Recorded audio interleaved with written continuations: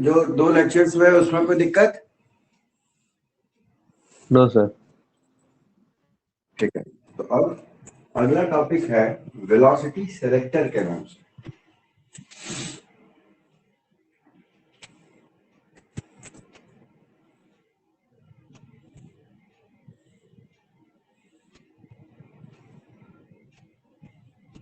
Velocity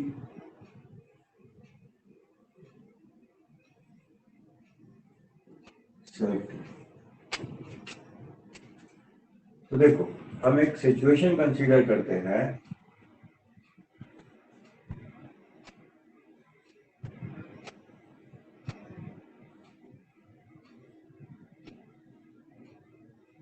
ये x direction हो गया, ये y डायरेक्शन हो गया,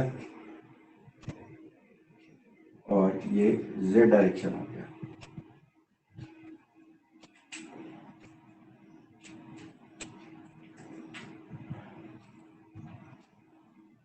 एक चार्ज पार्टिकल हो गया q, जो कि x डायरेक्शन में v वेलोसिटी के साथ मूव कर रहा है। तो v वेलोसिटी है x डायरेक्शन में, तो इसको v इंटू आई कैप भी लिख सकते हैं, है ना? Yes sir. हाँ।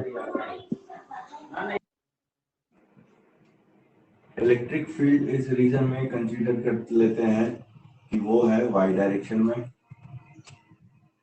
तो इसको हम E इंटू जे कैप भी लिख सकते हैं।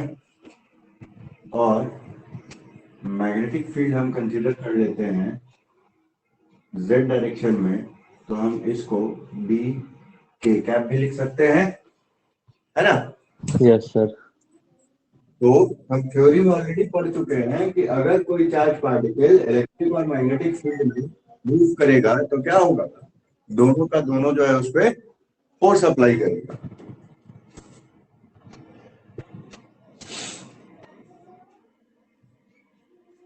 Force on Q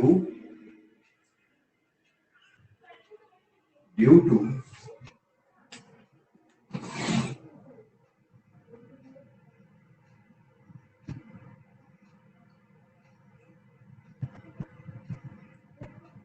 electric field and due to magnetic field,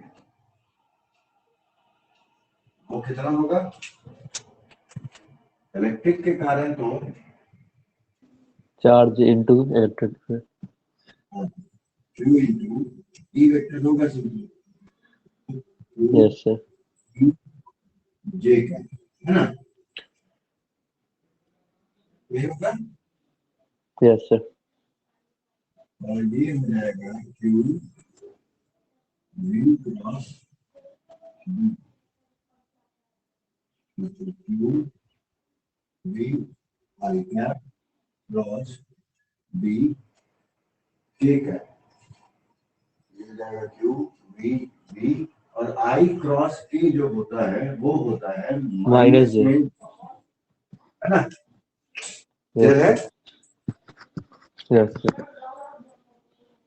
तो अब हम क्या करते हैं कि इलेक्ट्रिक और मैग्नेटिक फील्ड की वैल्यू को कुछ इस तरह से वेरी करते हैं ताकि एफ ई का मैग्नीट्यूड एफ बी के मैग्नीट्यूड के बराबर हो जाए, मतलब दोनों फोर्सेस का मैग्नीट्यूड जो है वो बराबर हो जाए। वी वैरी, या फिर सेलेक्ट भी लिख सकते हैं, values of electric field and magnetic field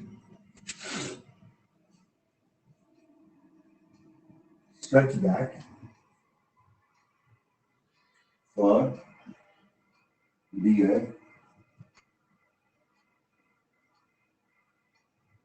particular value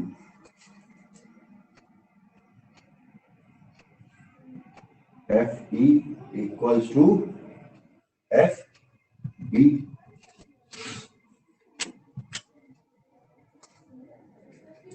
मतलब QE equals to QV V V क्या कट सकता है इसमें? क्यू सर और वी का क्यू फॉर्मूला ड्राइव हो जाएगा। है ना? Yes sir. यहाँ से v इज इक्वल टू क्या लिख सकते हैं?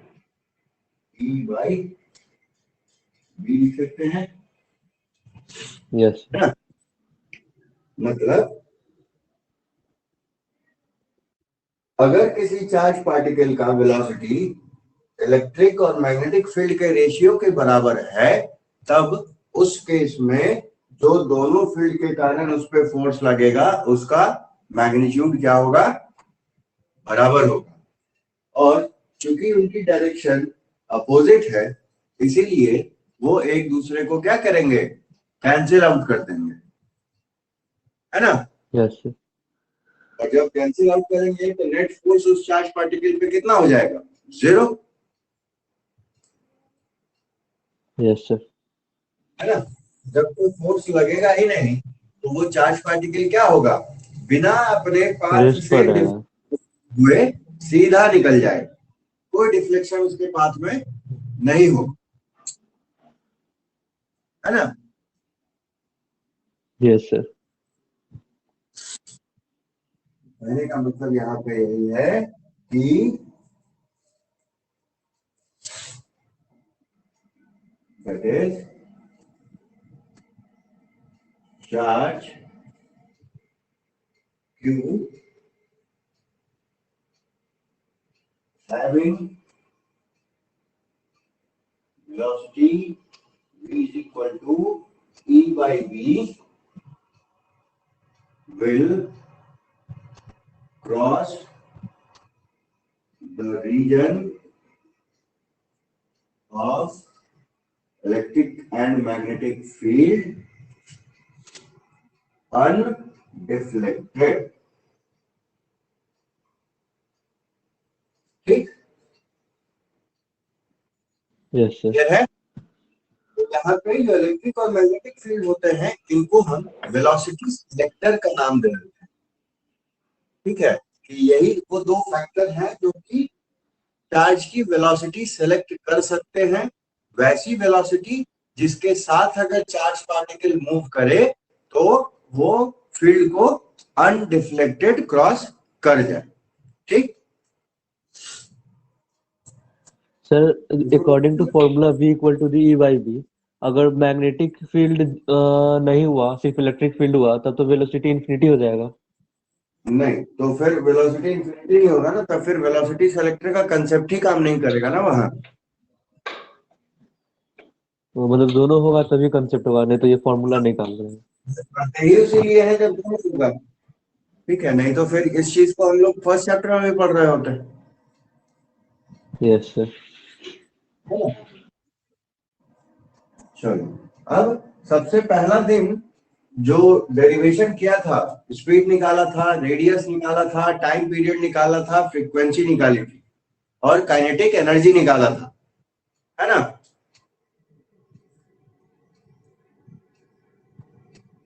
क्या था? Yes sir. F E F B equal to F C करके। तो सेम फॉर्मूला तुमको अब अगले टॉपिक में इस्तेमाल होगा, उसके लिए डेरिवेशन नहीं करते हैं हम लोग। टॉपिक होता है साइक्लोट्रॉन का। टॉपिक है साइक्लोट्रॉन। साइक्लोट्रॉन जो होता है वो एक ऐसा डिवाइस है जो चार्ज पार्टिकल को एक्सेलरेट करने का काम करता है।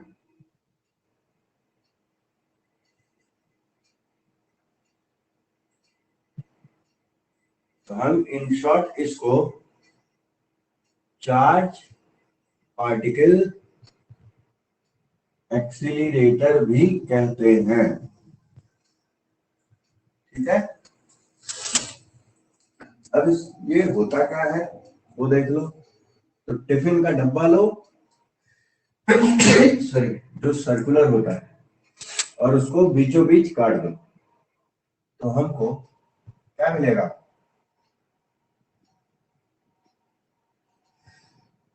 सॉरी, अंग्रेजी के लेटर डी के जैसा दो डब्बे मिलेंगे, है ना। Yes sir.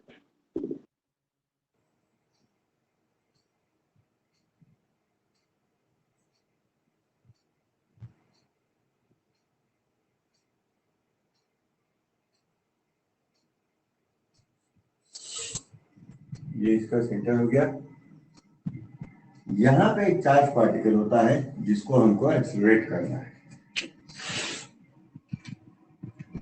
ये हो गए, इनको हम डी कहते हैं, अंग्रेजी के लेटर डी जैसा दिखता है इसलिए इनको हम कहते भी डी है। D1 हो गया, D2 हो गया। ध्यान ये देना है कि डी के बीच में जो खाली जगह है ये वाली, इसमें एग्जिस्ट करती है इलेक्ट्रिक फील्ड, और डी के अंदर जो है वो एग्जिस्ट करती है मैग्नेटिक फील्ड।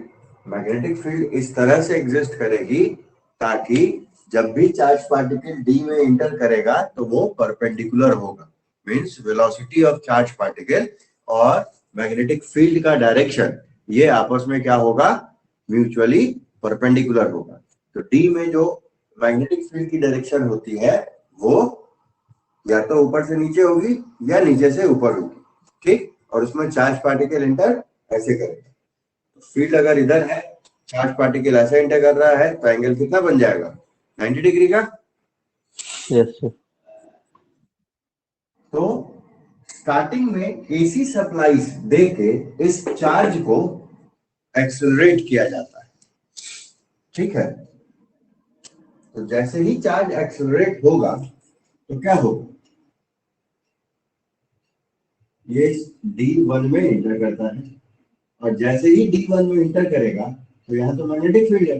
मैग्नेटिक फील्ड क्या काम करती है, उसको गोल गोल घुमाने में मदद करती है। तो इस मैग्नेटिक फील्ड के कारण क्या होगा, ये चार्ज पार्टिकल सर्कुलर पाथ को फॉलो करता हुआ बाहर की तरफ भागेगी, है ना। और यहाँ पे वोल्टेज कुछ इस तरह से असाइन किया जाता है, वो प्रोसेसर का काम होता है कि जिस समय ये चार्ज पार्टिकल डी से बाहर निकल रहा होगा, ठीक है, तो चूंकि चार्ज पार्टिकल किधर से किधर मूव करेगा, पॉजिटिव वाला, हाई से लो पोटेंशियल की तरफ, यस सर। है ना। तो जिस समय ये डी से बाहर निकलने वाला होगा उस समय जो पोटेंशियल होगा यहाँ पे वो अपने आप हाई हो जाएगा। जैसे ही हाई होगा तो क्या होगा, Q इंटू ई अमाउंट से एनर्जी की बात, फोर्स लगेगा इस पे जो इसको एक्सीलरेट करेगा, या हम कह सकते हैं कि Q इंटू वी अमाउंट की एनर्जी इसको सप्लाई मिलेगी, है ना। तो एनर्जी की एक्स्ट्रा सप्लाई दे या फिर फोर्स लगाए, दोनों केस में हम ये कह सकते हैं कि चार्ज पार्टिकल जो है वो क्या हुआ, एक्सेलरेट हुआ। एक्सेलरेट। Yes sir. एक्सेलरेट हुआ, वेलोसिटी बढ़ी, वेलोसिटी बढ़ी मतलब एनर्जी बढ़ा, उसका काइनेटिक एनर्जी। Yes sir. तो अब वो क्या होगा, दूसरे डी की तरफ निकला बढ़े हुए एनर्जी से, तो यहाँ पे पोटेंशियल कुछ इस तरह से सेलेक्ट किया जाएगा इस समय कि यहाँ पे लो हो जाए ताकि चार्ज पार्टिकल अंदर आ सके। अगेन यहाँ पे जैसे ही इंटर करेगा, यहाँ तो सिर्फ मैग्नेटिक फील्ड है, ये मैग्नेटिक फील्ड वापस से इस चार्ज को गोल घुमा के बाहर निकाल, यहाँ अगेन पोटेंशियल हाई हो जाए, फिर इसको यहाँ एनर्जी सप्लाई मिलेगी, ये फिर एक्सेलरेट होगा, फिर अंदर घुसेगा, फिर गोल घूम के बाहर आ जाएगा, फिर यहाँ हाई वोल्टेज हो जाएगा अपने आप, फिर ये और ज्यादा एनर्जी गेन करके अंदर घुसेगा, और फिर ये गोल गोल घूमते हुए बाहर निकल जाएगा। अगेन यहाँ पे वोल्टेज हाई कर दिया जाएगा, फिर यहाँ पे इसको एनर्जी मिलेगी, है ना। तो अब ये जितनी चाहिए थी उतनी एनर्जी इसको मिल चुकी होगी। तो अब ये क्या करेगा, चार्ज पार्टिकल एक्सीलरेटर यहाँ कॉम्प्लेक्स बना हुआ होता है, बाहर निकल जाएगा। ये इससे बाहर निकलेगा चार्ज पार्टिकल। जो भी काइनेटिक एनर्जी जरूरत होगी उतनी काइनेटिक एनर्जी प्रोवाइड करा के इसको डिवाइस से बाहर निकाल दिया जाता है। अब ये जैसे ही बाहर निकलेगा तो ये तो काफी हाई स्पीड वाला चार्ज पार्टिकल होगा, यस सर। है ना?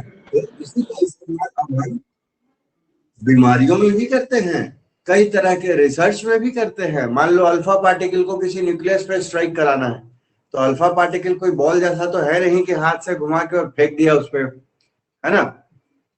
तो अल्फा पार्टिकल को एक्सलेट कैसे करेंगे? साइक्लोट्रॉन की मदद से करेंगे, ठीक? Yes sir. Sir cyclotron में सर हमेशा सर पोटेंशियल जो होगा सर वो निकलते समय हाई हो जाएगा और घुसते समय लो रहेगा। हाँ, क्योंकि चार्ज पॉजिटिव होता है, नेगेटिव चार्ज पार्टिकल इससे एक्सेलरेट नहीं करते, क्योंकि नेगेटिव चार्ज पार्टिकल का मास बहुत कम होता है, तो हाई स्पीड पे वो अनकंट्रोल्ड हो जाता है, हम उसको कंट्रोल नहीं कर पाते। इसका सिंपल एग्जांपल है कि अभी भी तो खैर छोटे ही हो तुम लोग, प्लास्टिक की बॉल से क्रिकेट खेले हो कभी? Yes sir.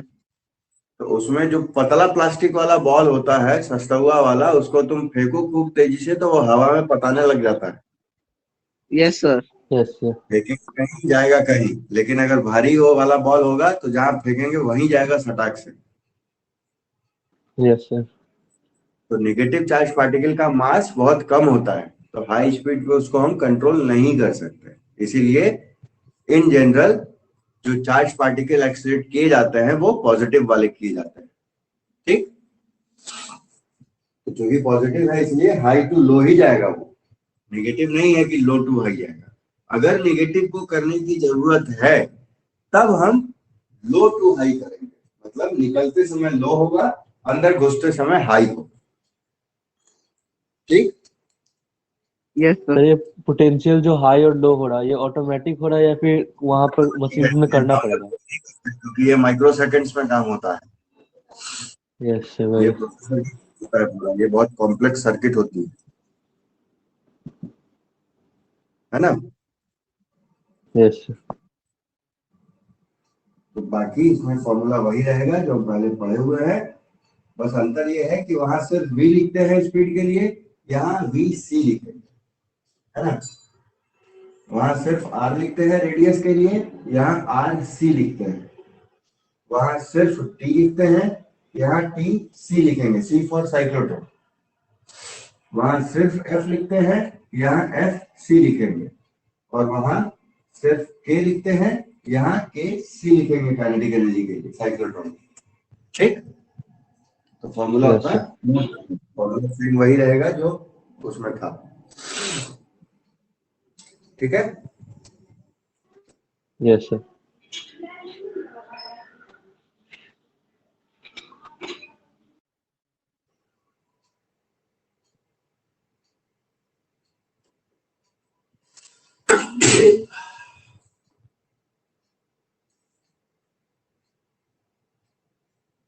अब आते हैं सबसे इंपॉर्टेंट टॉपिक पे इस चैप्टर का, सॉरी, वो है बायोट सावर्ट्स लॉ। क्या नाम है? Biot Biot Savart's law. Law.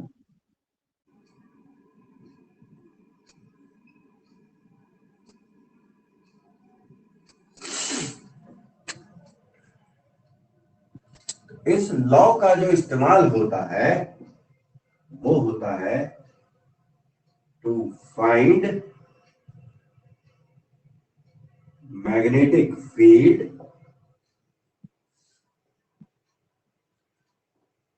Eight a point due to और करंट एलिमेंट। यहां एक नया टर्म आएगा, करंट एलिमेंट।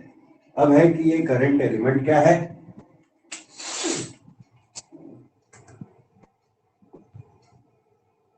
तो ये करंट एलिमेंट जो होता है, सिंपली समझो कि क्या होगा, मान लो ये वायर है ना? इसकी लंबाई है L और इसमें करंट फ्लो हो रहा है I। ठीक, तो हम क्या करते हैं, इसमें एक छोटा लेंथ ले लेते हैं जो हो गया DL, है ना। इस छोटे लेंथ को करंट से मल्टीप्लाई कर देते हैं। ठीक,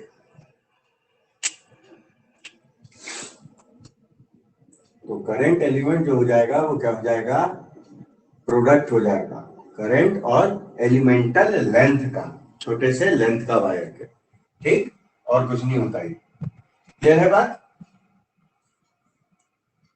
यस सर। है कि करंट एलिमेंट जो है वो वेक्टर क्वांटिटी मानी जाती है।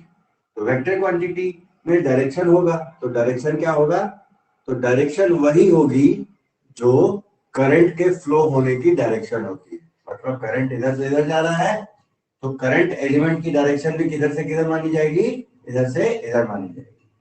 ठीक है, yes sir.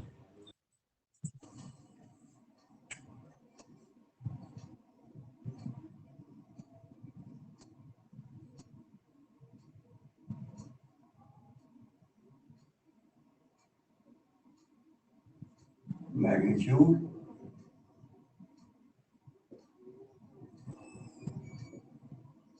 Direction,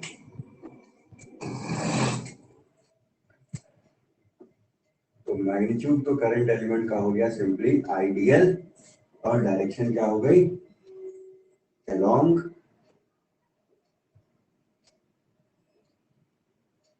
direction of flow of electric current। ठीक है, क्लियर है? Yes sir. तो बायोट-सावर्ट्स लॉ ऐसे ही किसी भी करंट एलिमेंट के कारण किसी पॉइंट पर कितना मैग्नेटिक फील्ड होगा ये बताता है। तो अब लॉ पे आते हैं कि लॉ क्या कहता है।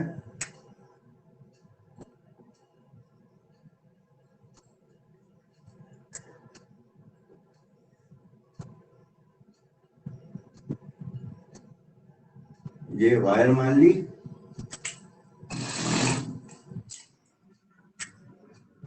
वायर की लेंथ हो गई L, वायर में करंट हो गई I,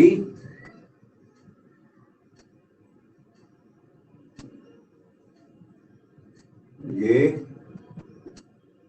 ideal current element consider कर लिया, इतना। ठीक है, इससे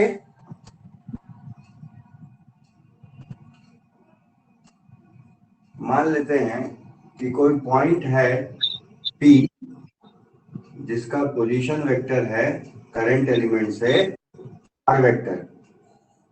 तो करंट एलिमेंट और इसके पोजीशन वेक्टर में जो एंगल है वो कितना, थीटा। ठीक, तो बायोट-सावर्ट्स लॉ कहता है कि जो मैग्नेटिक फील्ड होगा इस पॉइंट P पे due to this current element, magnetic field at point P due to IDL is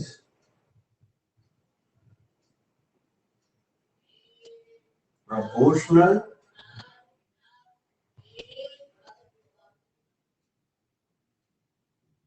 to, क्या क्या प्रोपोर्शनल होगा वो देख लो। तो जो मैग्नेटिक फील्ड होगा, क्योंकि छोटा सा करंट एलिमेंट है इसलिए मैग्नेटिक फील्ड डीबी से इंडिकेट करेंगे, मींस छोटी वैल्यू मैग्नेटिक फील्ड की।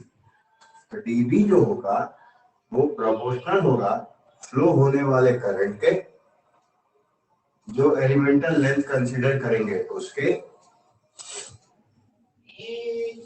साइन ऑफ दिस एंगल के, और इनवर्सली प्रोपोर्शनल होगा डिस्टेंस के स्क्वायर के, मतलब ये जो पोजीशन वेक्टर है उसके मैग्नीट्यूड के स्क्वायर के। ठीक, इसमें कोई दिक्कत? No sir. तो जब सर वहां पे सर क्या लिखे हैं कहाँ पे सर? डीबी और पी ड्यू टू डीबी और पी के बीच में सर। @ का साइन है।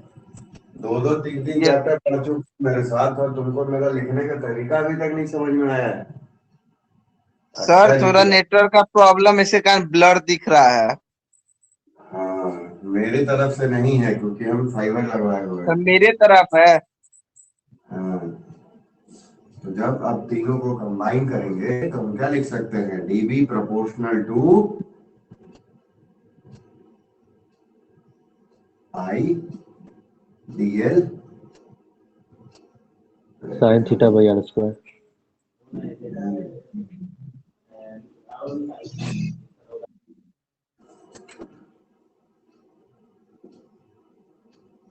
हम कंबाइंड फॉर्म में क्या लिख सकते हैं कि dB is proportional to I dl sine theta by are square.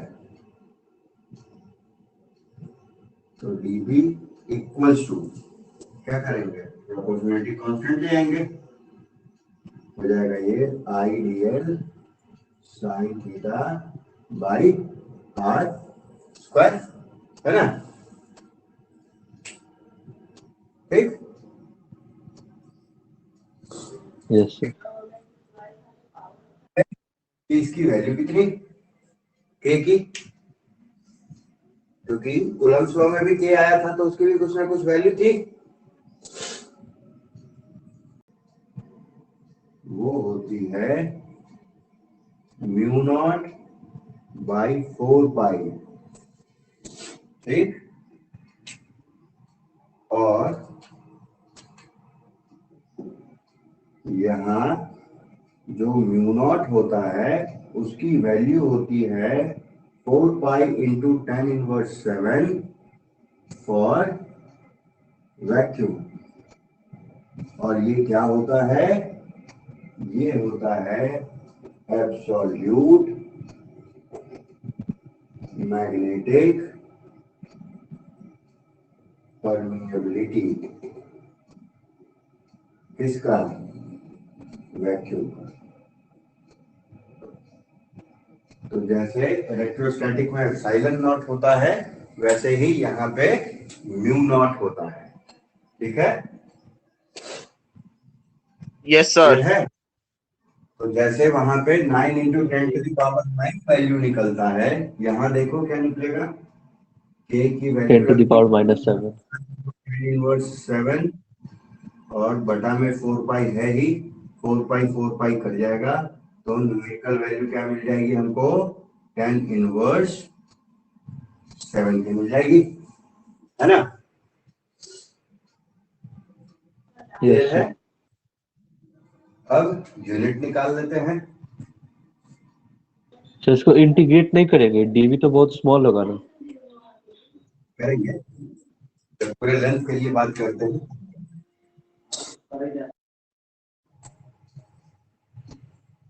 अब है यूनिट ऑफ के, कैसे पता चलेगा? तो देखो इसी फॉर्मूले को ध्यान दो।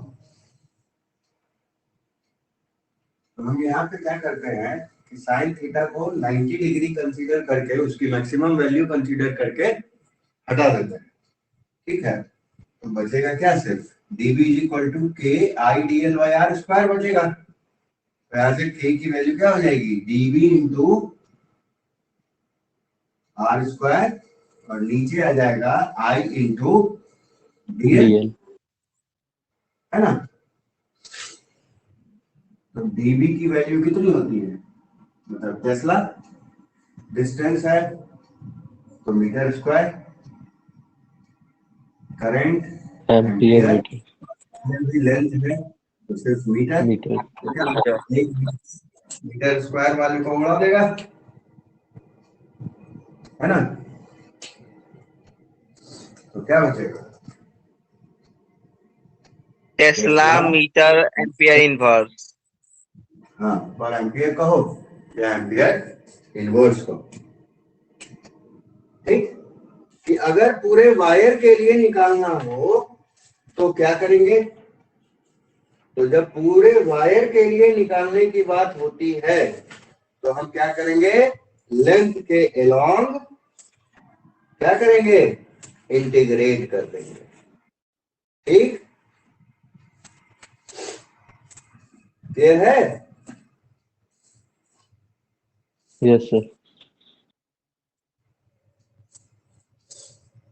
तो अगर कॉइल का शेप, मतलब वायर का शेप अगर सर्कुलर हो तो उस केस में जो इंटीग्रेशन होगा लेंथ के अलोंग, उसकी वैल्यू क्या मिल जाएगी, पूरी लेंथ मिलनी है हमको,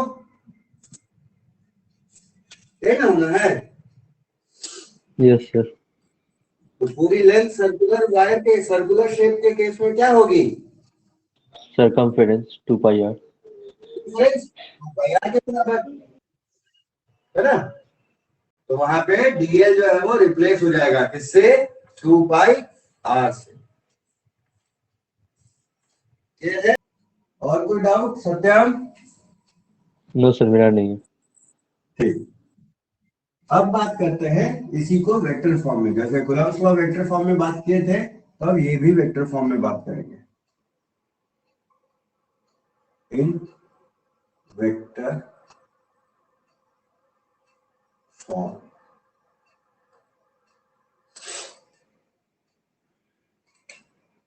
तो इसमें ज्यादा कुछ नहीं करना होता है।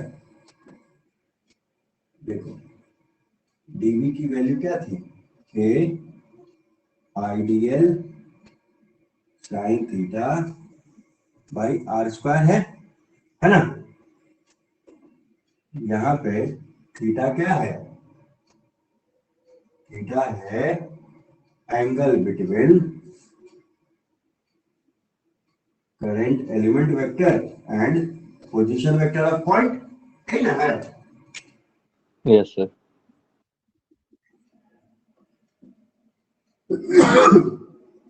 देखो के आई डी एल, 1 तो एम्पियर करा ही सकते हैं, उसमें तो कोई दिक्कत है नहीं। के आई डी एल 1 की जगह हम मैग्नीट्यूड ऑफ आर कैप भी अपेयर कर सकते हैं। आर कैप यूनिट वेक्टर है पोजीशन वेक्टर का ही, है ना। तो उसका यस सर। मैग्नीट्यूड तो है। 1। तो देखो इसी डीएल और आर कैप के बीच का एंगल है ना ये थीटा, तो ये किसके फॉर्म में कन्वर्ट हो सकता है, के आई डीएल क्रॉस आर कैप में कन्वर्ट हो जाएगा क्रॉस प्रोडक्ट में, यस सर। क्योंकि ए बी साइन थीटा ये क्या होता है, ए क्रॉस बी। है ना। ए बी साइन थीटा बराबर हो गया ए क्रॉस बी के, इसमें कोई दिक्कत? No sir. No sir. अब क्योंकि आर कैप को हम क्या लिख सकते हैं, R vector by magnitude of R लिख सकते हैं, है ना।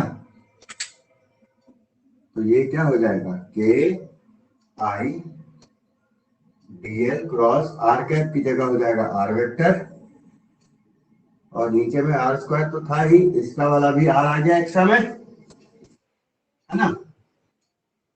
तो ये क्या हो जाएगा, के आई डीएल क्रॉस आर बटा में आर क्यूब, ये इस तरह से वेक्टर फॉर्म में मैग्नेटिक फील्ड कन्वर्ट हो जाती है। मतलब Biot Savart's law vector form में कुछ इस तरह से एक्सप्रेस कर दिया जाता है, ठीक है। Yes sir. सर कांस्टेंट का वैल्यू कैसे पे डिपेंड करेगा, क्या चीज, कांस्टेंट का वैल्यू कौन से फैक्टर पर डिपेंड करेगा, मैग्नेटिक मटेरियल पर डिपेंड करेगा। जैसे वहां पे म्यू एप्सिलॉन आर होता है, वैसे ही सर यहाँ मीडियम पे, पर डिपेंड करता है। वैसे ही यहाँ पे म्यू आर पे डिपेंड करेगा। यहाँ म्यू आर हो जाता है रिलेटिव परमिएबिलिटी एब्सोल्यूट की जगह, वहां रिलेटिव परमिटिविटी कहते हैं, है ना, यहाँ पे Yes, sir. परमिएबिलिटी कहते हैं। ठीक, क्लियर है? Yes, sir. Yes sir. तो अगर मीडियम होगा जिसका रिलेटिव परमिएबिलिटी म्यू आर है, तो उस केस में के की वैल्यू हो जाएगी mu naught into mu R divided by 4 pi. ठीक है, वहां भी epsilon naught into epsilon R करते थे, यहां भी mu naught into mu R करेंगे। ठीक, Yes, sir. क्लियर है?